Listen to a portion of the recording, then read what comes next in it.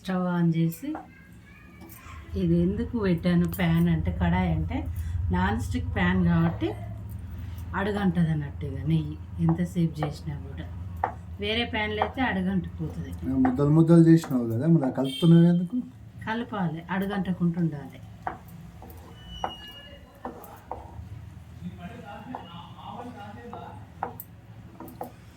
ఎంతసేపు కావాలి అట్లా? హాఫ్ అన్ అవర్ పైన నెయ్యి తేలుతుంది. తేలే వరకు కాగబెడుతూనే ఉండాలి. అది మళ్ళీ కలుపుతూనే ఉండాలి.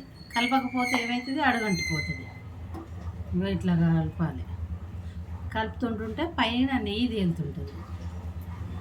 పైన నెయ్యి తేలుతుంది, కిందనేమో గస వస్తుంది. గస అంటే వేస్టేజ్. కలర్ మారుతుంది అంటే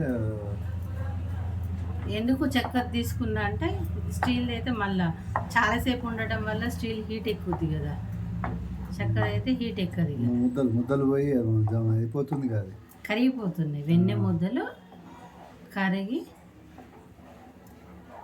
తేలుతాయి అన్నట్టు. నెయ్యి పైన బాగా కరిగిందాక ఇట్లా.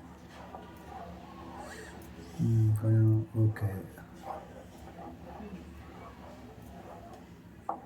మొత్తం నెయ్యి వెళ్తుందా దాంట్లో? వేస్టేజ్ ఏమైనా వెళ్తుందా? వేస్టేజ్ ఉంటుంది, కంపల్సరీ వేస్టేజ్. ఎంత పర్సంటేజ్ ఉంటుంది?